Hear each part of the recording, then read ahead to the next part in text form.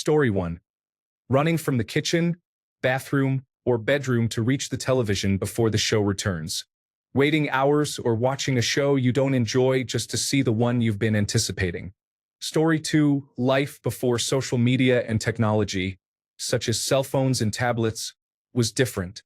We played outside with our friends all day long. Nobody knew where we were. They couldn't contact us, and we couldn't post our adventures online. Those were the days. Story 3. These days, I don't see kids going skinny dipping anymore.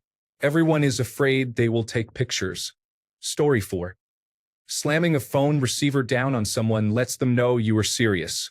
Somehow, violently hitting end call on a smartphone just isn't quite the same. Story 5.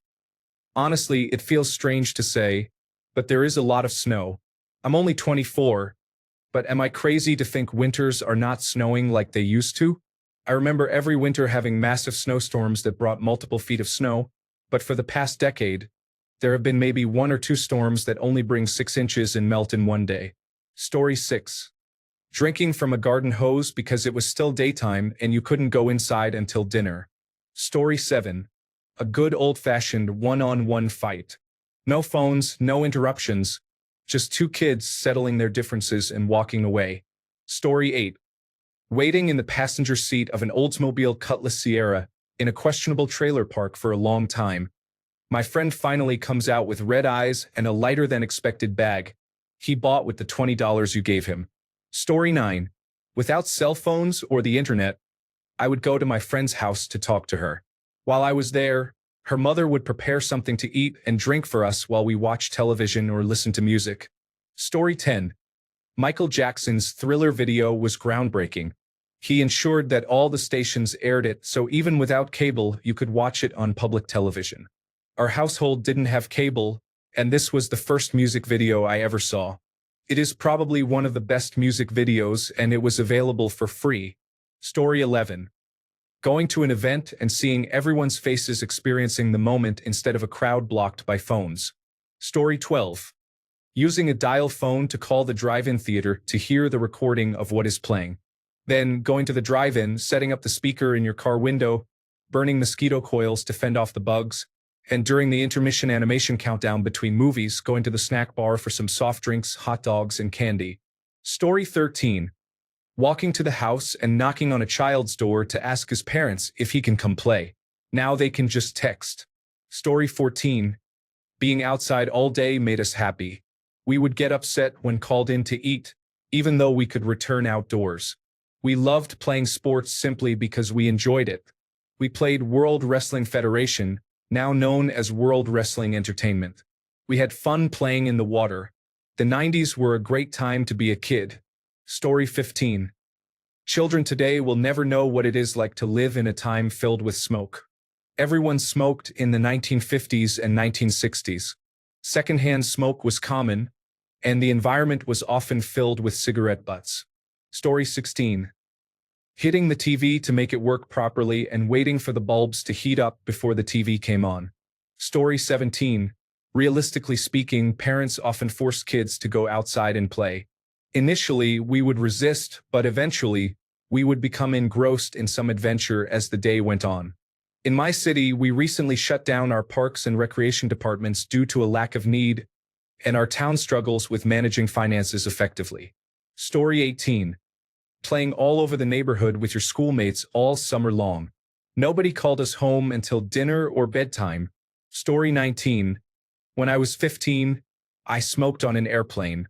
I haven't traveled in a while, but I remember seeing those little ashtrays on my armrest as an adult. I would think, oh my gosh, this plane is old. Story 20. Running behind the mosquito fog truck, my siblings and I would routinely run and play in the fog being sprayed off the back of the truck as it slowly drove through our neighborhood to control the worst mosquitoes I have ever known. My parents were well aware of what we were doing and did not lift a finger to stop us. It's a wonder that we all made it to adulthood. Story 21. Not being allowed to play organized sports because I was a woman was challenging. I could pitch hardball but was told women could only play softball in gym class. There were no organized teams for women. I excelled in volleyball both outdoors and on indoor courts, but still had no organized team. In basketball, I made 48 out of 50 free throws, yet there was no women's team. There were no swim teams either. I did ride horses in competitions, which was allowed. My career choices were limited to nursing, teaching, or a secretarial position. I was not allowed to sell property without my new husband's signature, even though the property was entirely in my name. Most tragically, I witnessed a large portion of men my age die in war, resulting in the loss of a generation. Story 22. Playing outside until dark and respecting adults is important. No phones or tablets, actual interaction with friends is essential. Story 23. Sitting in the passenger seat of a car without a booster seat. I remember being 5 years old, barely able to look out the windows in my dad's diesel Jetta. Story 24. Not thinking about the internet, going all day playing with friends, fully engaged. Not being able to reach someone instantly. Writing down notes for family from phone calls. Arcades. So much. I grew up in the 1980s. Story 25. Life before the internet was different. If you wanted to research something, you went to the library. Owning an album or a compact disc instead of streaming the songs meant you paid for it once, and it was yours. You were often unreachable for most of the day when you were out with friends, which provided a sense of freedom. Going to the local record store to look for bootlegs or rarities brought joy, especially when you found something special. I could go on, but those are a few memories that come to mind. Additionally, Saturday morning cartoons were a treat. If you woke up early enough, you could watch classic shows like Popeye and Merry Melodies, some of which were even in black and white. Story 26. Practicing stop, drop, and roll every time the fire department visited our school made me think I would catch on fire more often than I have. So far, thankfully, 0 incidents. Story 27. Televisions that needed to warm up initially had only 4 channels, and on a good day, 5. The channels included 2 MAR, 5 WTTG, 11 BAL, 13 WJZ, and on a good day, 8 WGAL. Story 28. Back in the 1960s, my best friend and I rode our bikes to and from elementary school, as well as home for lunch. Seemed normal. Story 29. Watching 8-tracks turn into cassette tapes, vinyl records, Walkmans, CDs, iPods, and more. Rotary phones evolved from push buttons to cordless models to cell phones. Atari transitioned to Nintendo, Sega, Wii, and PlayStation. Dial-up evolved into digital subscriber line technology, which then transitioned to wireless and fiber optics. We have witnessed significant events and terrible atrocities in our lifetime, including the fall of the Berlin Wall, and I remain hopeful that we will experience peace in the future. One memory that stands out is waiting for the Thriller video to come on TV. It was such a big deal back then, and we waited for months. I couldn't wait to see it, and it was worth the anticipation. The hype and excitement made it an unforgettable experience. Story 30. I didn't have many friends, but I would read outside until I couldn't see without a streetlight, with my mom occasionally reminding me to come inside. Story 31. Having to cut off the landline and listen to the dial-up tone just to get on the internet on the old PC. Story 32. Waiting for their turn to use the large family computer that sits in the corner, as it is the only easily accessible way they have to connect to the internet. Story 33. The life of agreeing to disagree, or disagreeing with a friend or family member without ending the relationship. It can feel strange when you do not conform to the crowd but are not labeled a traitor or accused of being evil. It is possible to have a family member who may seem odd, but because you have not completely cut ties or publicly criticized them, you are seen as wrong, even if you lead a very different life and rarely interact with them. I believe people rarely experience this kind of dynamic anymore, and with children being online from such a young age, I doubt they will encounter it. The culture has shifted. Story 34. Watching wrecking balls demolish buildings was a prominent sight while driving around London in the 1980s. I used to love stopping to watch. Story 35. Does anyone remember the box? You had to call a number and enter a code to access the music videos. Also, there were hotlines. Story 36. Playing on the wooden playgrounds because they are too splintery. Those splinters are battle wounds and make it 100% more fun. Story 37. I've always thought that visiting the cockpit became an absolute no after September 11th. However, a quick search shows that if you ask and if the crew is not busy, anyone from babies to the elderly can visit the cockpit. Story 38. I'm going to choose real food, like delicious vegetables, fruits, and cereal made with whole grains and brown sugar instead of corn and high fructose corn syrup. The food was much better. Although my generation was exposed to high fructose corn syrup and food dyes, I don't think these kids will truly appreciate how good it used to be. Even fast food was so much better back then. Story 39. Renting video rental tapes every weekend. Reading encyclopedias instead of searching online. Sharing the family computer. Going out without a mobile phone. And the most heartbreaking to me, the climate we had 20 years ago. I miss transitional seasons. Now we only have either summer or harsh winter, with no in-between.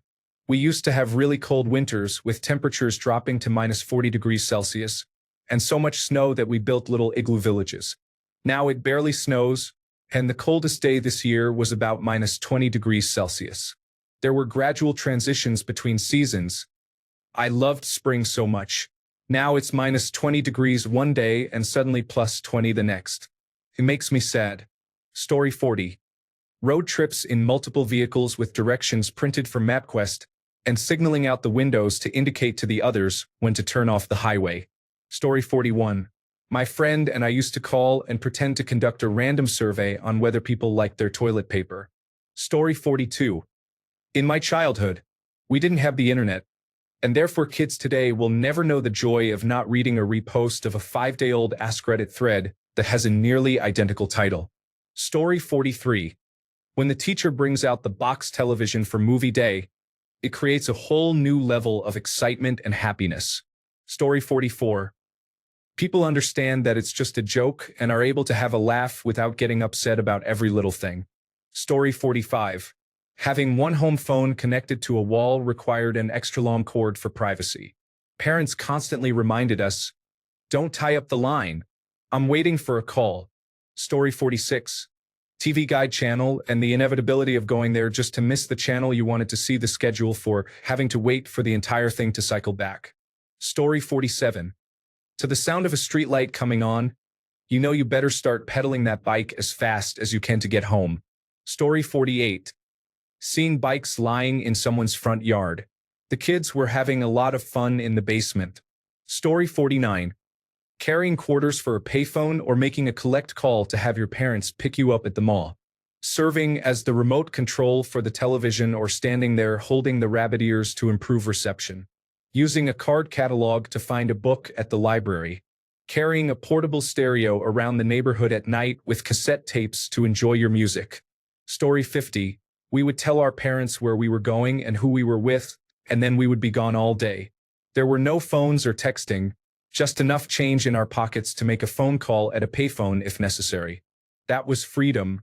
Story 51. Getting up during a potential snow day to watch the public access cable channel in hopes of seeing your district's name scroll past. Story 52. Going to your grandma's house for a meal and sitting on a thick phone book so you could reach the table. Story 53. Having a pocket full of change and cramming into a phone booth with your friends to call your boyfriend. Story 54. Discussing some piece of trivia because you could not instantly find the correct answer using a search engine. Story 55.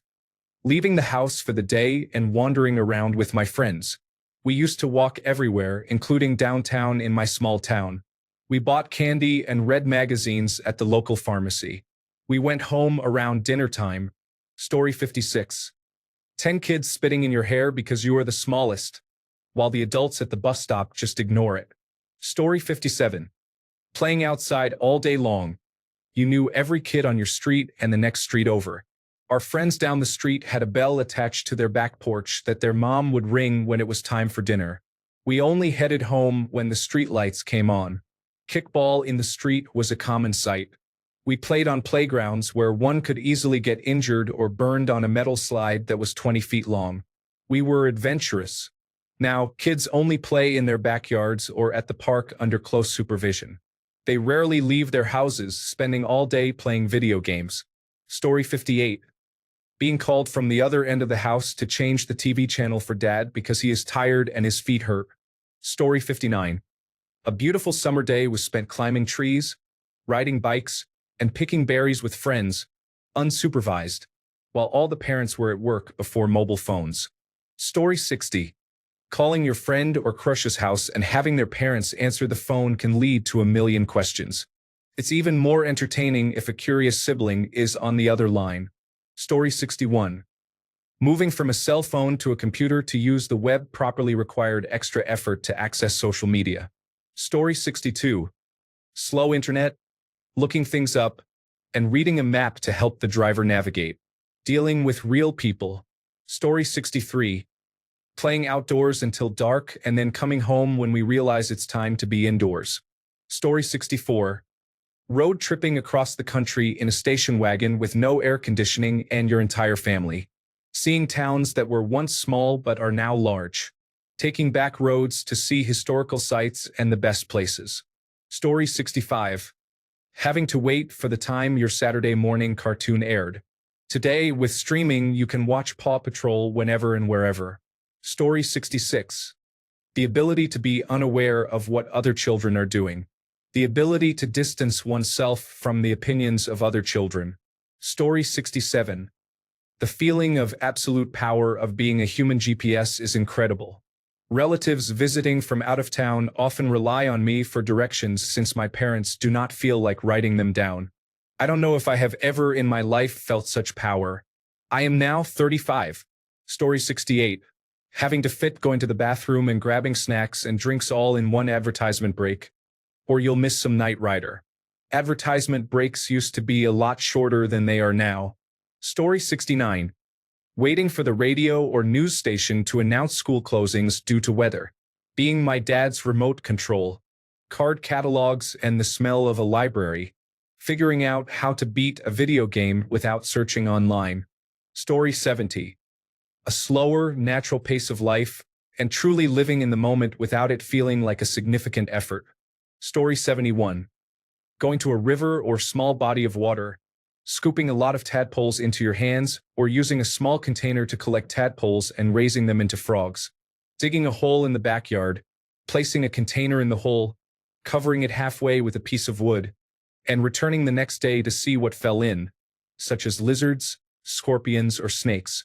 Making mud pies in the garden, preparing the garden in early spring, and tending to it throughout the summer. Story 72. T-swings were exciting playground equipment consisting of a pole with a T-shaped structure inside it, featuring one swing on each arm that would spin around. While they were fun, they were also easy to misuse. Typically, the largest child would take one swing and pull it tightly around the pole, causing the lighter child on the other swing to spin quickly and fly high. Unfortunately, many children fell off and suffered injuries, leading to their removal from playgrounds. Story 73. The excitement of waiting for the ice cream truck to come down our street on a hot Sunday afternoon in summer was special. My brother and I would eagerly watch for the white truck. I loved the toasted almond flavor. Story 74. Keggers at the lake after my brother left. I was 19. All his friends were 22. I was working, but they weren't, so I'd buy a keg and they'd be my enforcers, ensuring we made money. It was a good time. Story 75. Dial-up internet and floppy disks. I am not sad about the former, but the latter is kind of fun in its own way. Story 76.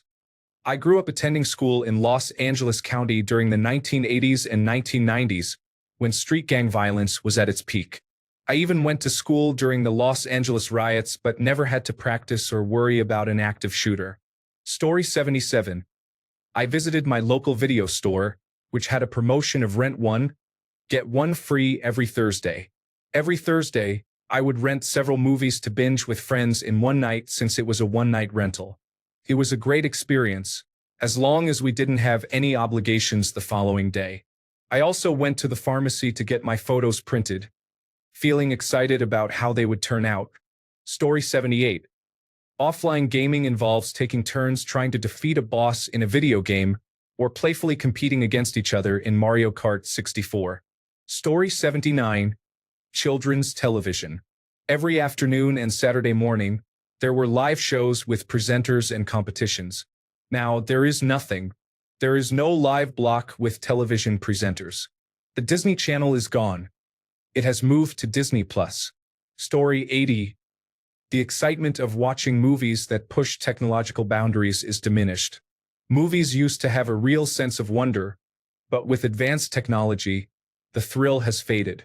A computer-generated dinosaur wielding a samurai sword? It has all been done. Story 81. Porn is a phenomenon that has evolved over time. In the past, accessing it required effort and secrecy. Often, the only place to view it was the living room, where timing was crucial to avoid detection while the family watched shows like Family Matters. An alibi was necessary, as seeing someone you knew in this context was highly unlikely. If it did happen, you might be stuck with some questionable mail order service, and using a credit card felt risky. Today, people have platforms like OnlyFans where for a small fee you can access explicit content. The ease of sharing this content on social media for fun changes the landscape entirely. Young people today will never fully understand the complexities surrounding adult content in the past. Story 82. The ice cream vendor drove around every evening in the summer. We would hear the music first and run inside begging for money. I haven't seen an ice cream truck making its rounds in ages. Story 83. Dialing a 7-digit phone number. I wait for a parent or adult to answer. When they do, I respond, "Hello, Mr. or Mrs. So-and-so.